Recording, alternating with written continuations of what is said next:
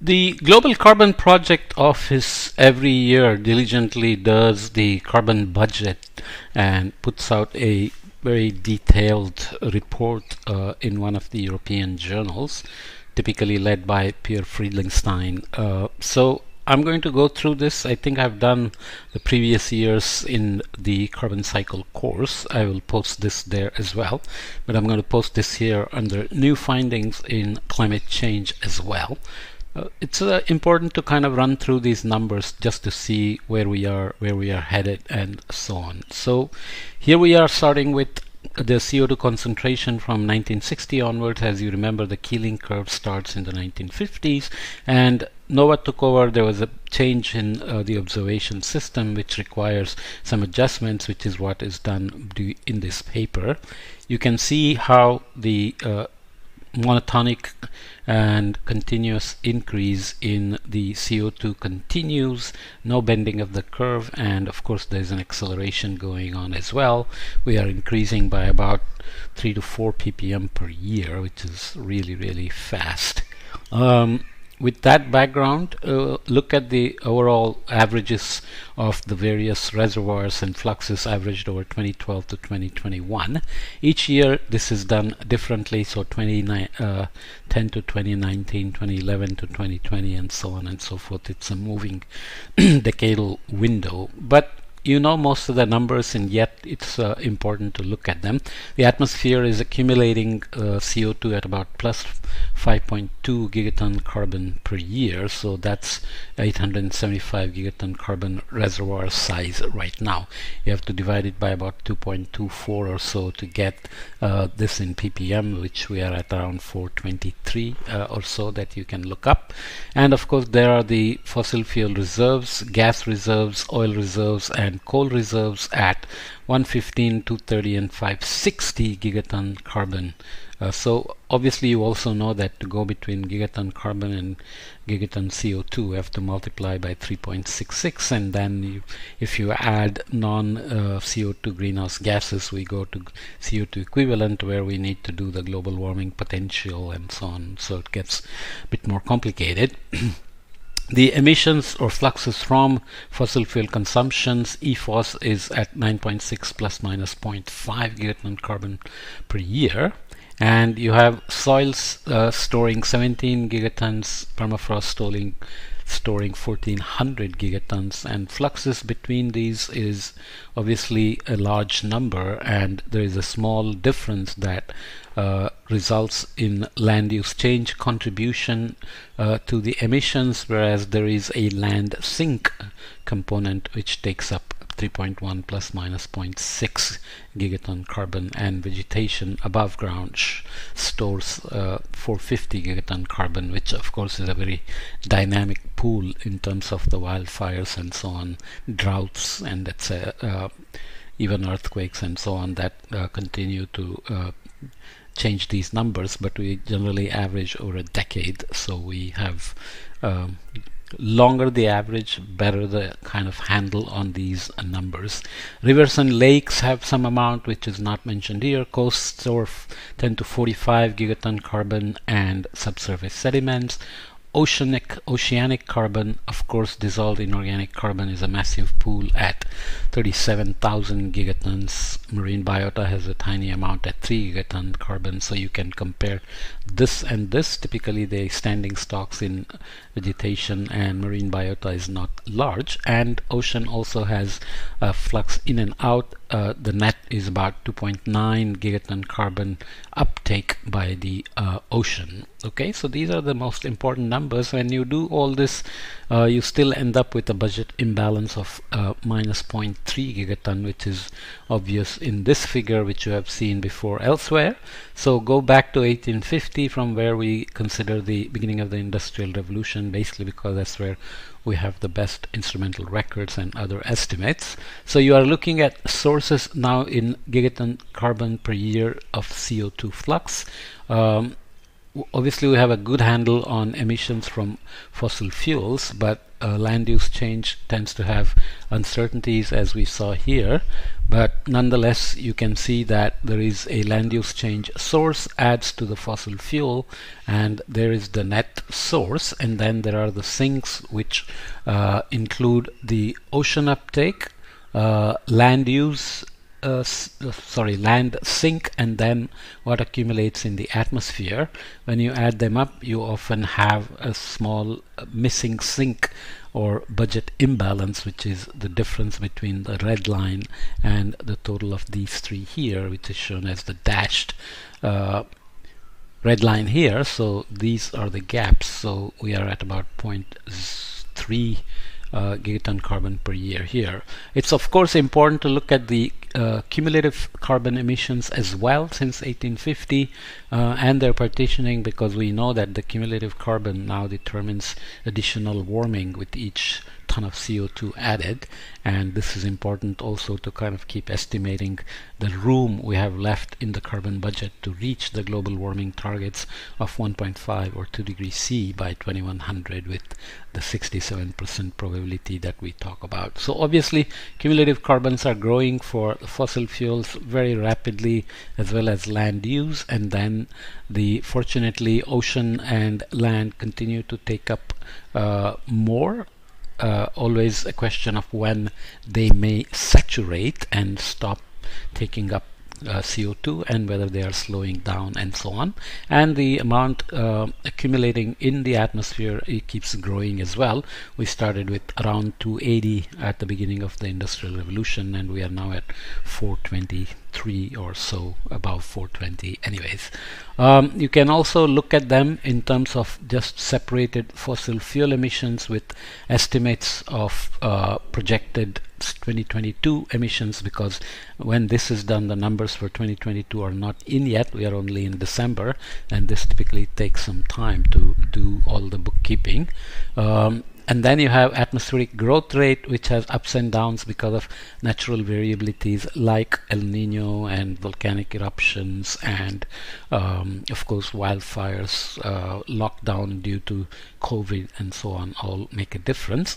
The uncertainties are shown in these bands. You can see there are uncertainties of various levels. This is why the adjustment was done between the Keeling curve and the NOAA data in the first slide we looked at. From land use emissions, you have gross sources and sinks giving you a net source with a considerable uncertainty, and land sink has considerable uncertainty as well, and you can see the projected 22 number there with some uncertainty.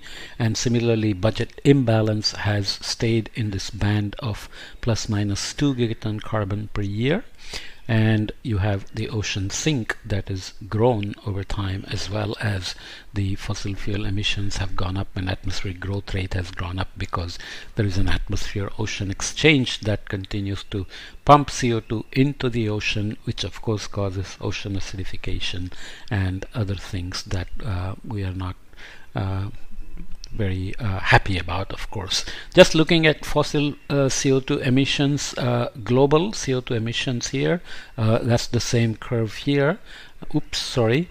And these are the contributions from various countries. So China, there are two curves. The solid curve is what is emitted on land, and then if you take out their exports or embedded CO2, then the number drops a little, because countries like US and EU import stuff from China, which adds to their emissions here. So you can see those are being tracked as well, the so-called embedded carbon or embodied carbon.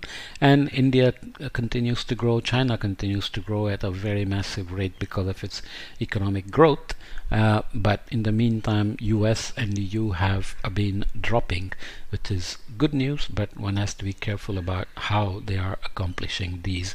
Obviously, that also translates into various fuel types. So coal, unfortunately, is still the king, and oil is there, gas much more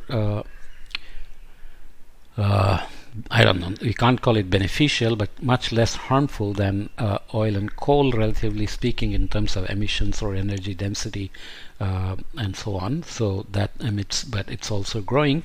Cement and the calcification processes are shown here. Cement and steel continue to be the worst for the things we produce and emissions associated with them. Okay. So each ton of steel produced probably produces 1.8 tons of CO2, and cement is at something like 1.2 or so. I think you can check the numbers. And if you look at per capita emissions just from fossil fuels, you have US that is dropping, but there is consumption that is imported, so that adds a little bit to the per capita emission in tons of carbon per person per year. Similarly, EU numbers dropping. The world continues to grow because of countries. World continues to grow a little because of countries like China and India. But obviously, these countries are economically growing, and these have already done their contribution to cumulative carbon, and now they are doing some dipping in their per capita emissions. You can also look at the details of energy intensity of the GDP and carbon intensity of the energy for China and India, and they do show some positive signs of decreasing the energy intensity of GDP and carbon intensity of energy, but total numbers keep growing because their economies keep growing as well. Always interesting to look at the map and the distribution. So fossil fuel emissions obviously high in North America, Europe, and China and India have their share, and then you have all the transportation between the two here in terms of ships and aircrafts and so on, also between Asia and North America, and you have Australia, the global north, even though it sits in the south, and you have land use emissions where India and China make substantial contributions, as well as South America and Africa, which show up much more in the land use emissions. And ocean sinks using the same convention of outgassing and uptake. Negative numbers are where ocean is taking up CO2, and the upwelling regions and so on where the ocean outgasses or releases CO2. Strong upwelling here, coastal regions in the upwelling region of the open oceans and so on. Southern Ocean is always watched carefully to see if it continues to take up CO2, which is a major sink, and there are more graphs in the paper presented showing that Southern Ocean continues to do its work. And there are the land sinks, and China and India have had some record of increasing the green cover, even though there are distinctions to be made whether they come from forests or agriculture and so on. There are continued uptakes of CO2 in the forests. Amazon gets deforested massively each year, and in some places has become a net source rather than a sink, and you can see some of the numbers here. So hopefully this situation continues. Western US, dry by nature, is a source as opposed to the north and the east, for example. Just to look at the partitioning of the total anthropogenic CO2 again, airborne fraction continues with its interannual variability. So this is the fraction of the total.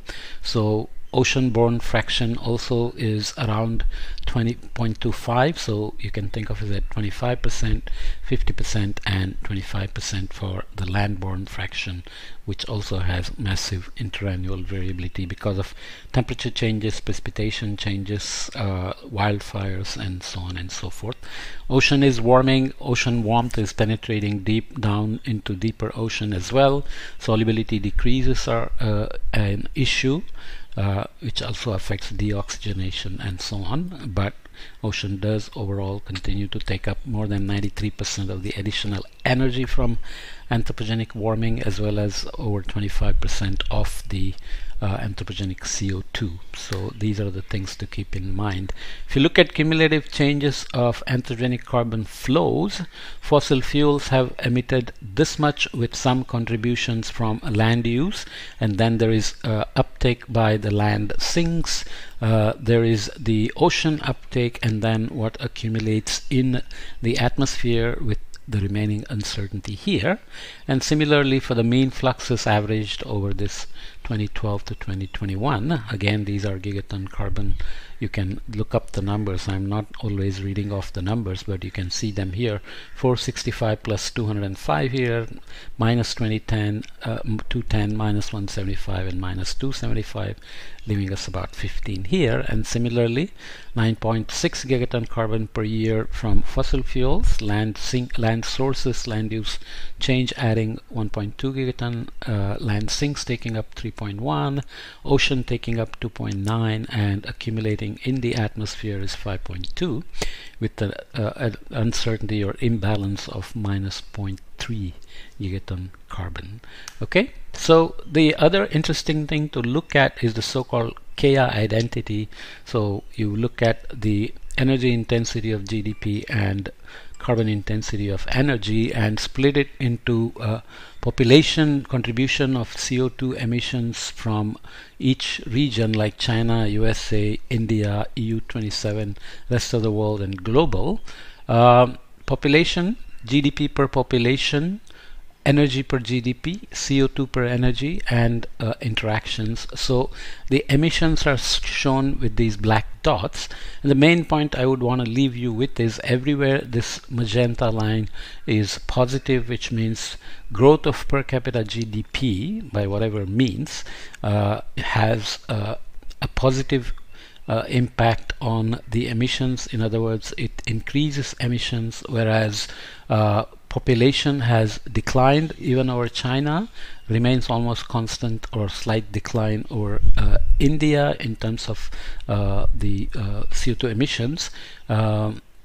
EU27 is not a major contributor, rest of the world has some contribution, and similarly for global.